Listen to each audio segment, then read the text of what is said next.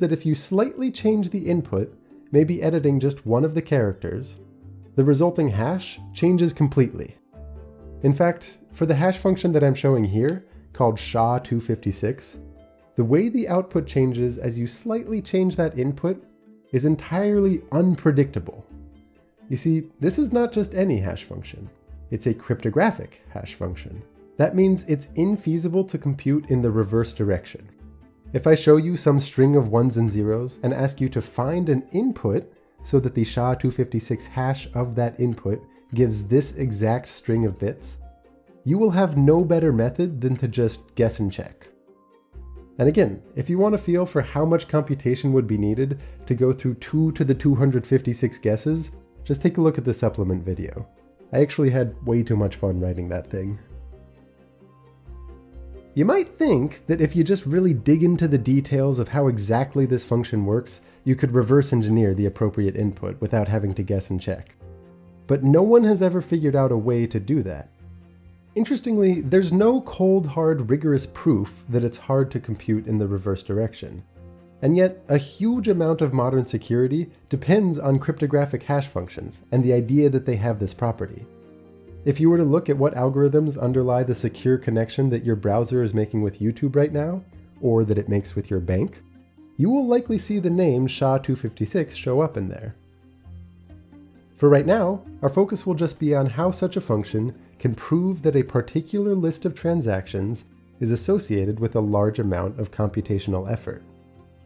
Imagine someone shows you a list of transactions, and they say, "Hey, I found a special number so that when you put that number at the end of this list of transactions and apply SHA-256 to the entire thing, the first 30 bits of that output are all zeros."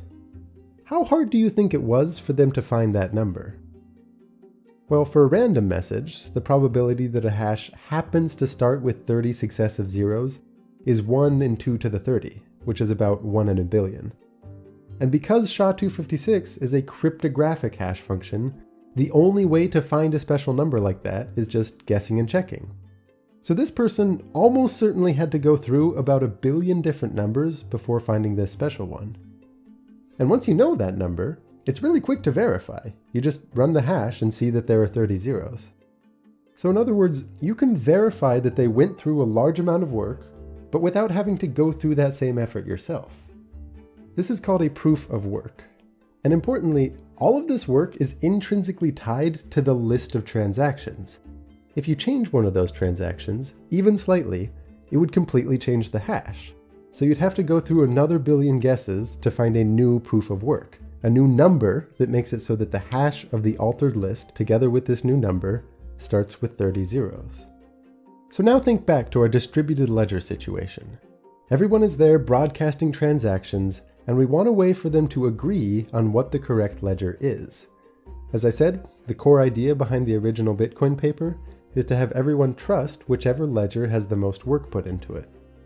The way this works is to first organize a given ledger into blocks, where each block consists of a list of transactions together with a proof of work.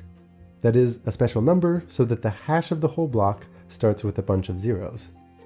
For the moment, let's say that it has to start with, 60 zeros.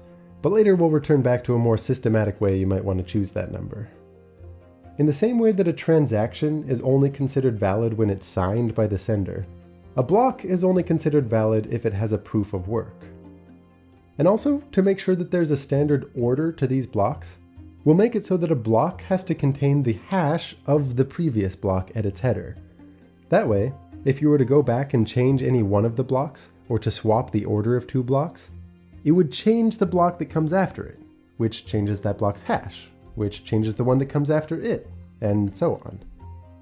That would require redoing all of the work, finding a new special number for each of these blocks that makes their hashes start with 60 zeros. Because blocks are chained together like this, instead of calling it a ledger, it's common to call it a blockchain.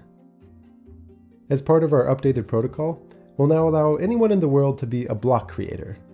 What that means is that they're going to listen for transactions being broadcast, collect them into some block, and then do a whole bunch of work to find a special number that makes the hash of that block start with 60 zeros. Then once they find it, they broadcast out the block that they found. To reward a block creator for all this work, when she puts together a block, we'll allow her to include a very special transaction at the top of it, in which she gets, say, 10 ledger dollars out of thin air. This is called the block reward, and it's an exception to our usual rules about whether or not to accept transactions. It doesn't come from anyone, so it doesn't have to be signed, and it also means that the total number of ledger dollars in our economy increases with each new block. Creating blocks is often called mining, since it requires doing a lot of work, and it introduces new bits of currency into the economy. But when you hear or read about miners, keep in mind that what they're really doing is listening for transactions, creating blocks, broadcasting those blocks, and getting rewarded with new money for doing so.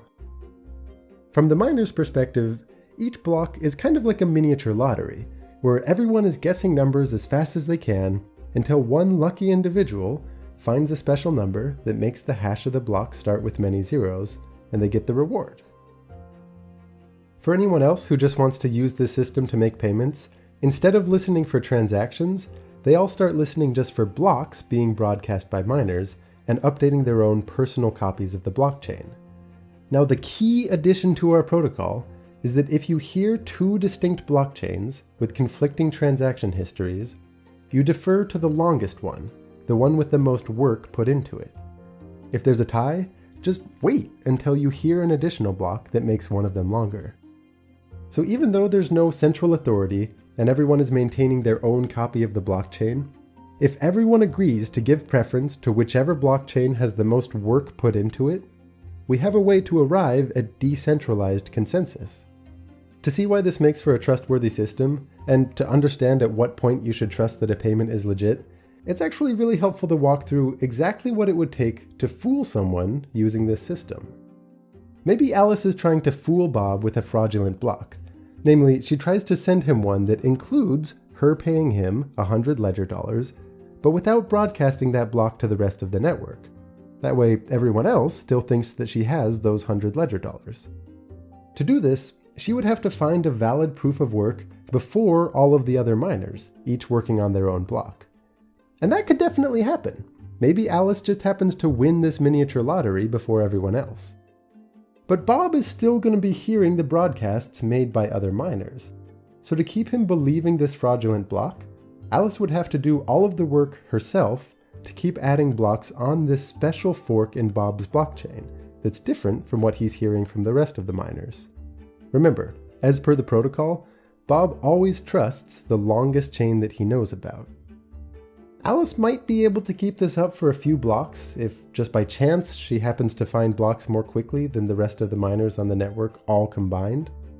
But unless she has close to 50% of the computing resources among all of the miners, the probability becomes overwhelming that the blockchain that all of the other miners are working on grows faster than the single fraudulent blockchain that Alice is feeding to Bob.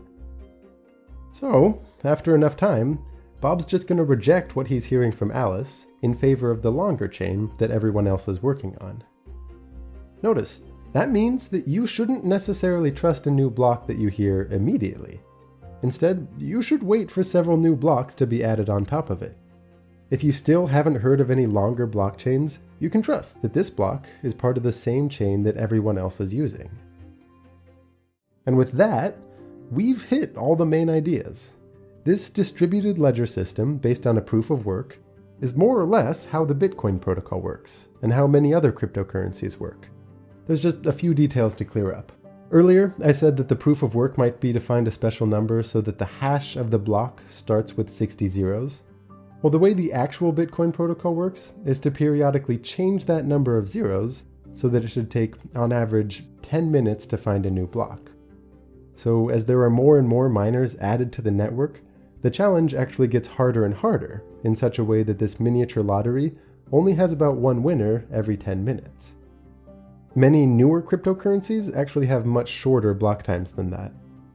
And all of the money in Bitcoin ultimately comes from some block reward. In the beginning, these rewards were 50 Bitcoin per block. There's actually a great website you can go to called Block Explorer that makes it easy to look through the Bitcoin blockchain. And if you look at the very first few blocks on the chain, they contain no transactions other than that 50 Bitcoin reward to the miner. But every 210,000 blocks, which is about every 4 years, that reward gets cut in half. So right now, the reward is 12.5 Bitcoin per block. And because this reward decreases geometrically over time, it means there will never be more than 21 million Bitcoin in existence. However, this doesn't mean that miners will stop earning money. In addition to the block reward, miners can also pick up transaction fees.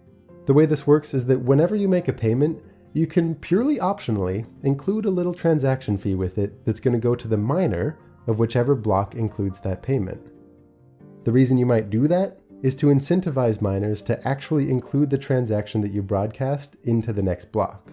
You see, in Bitcoin, each block is limited to about 2,400 transactions, which many critics argue is unnecessarily restrictive.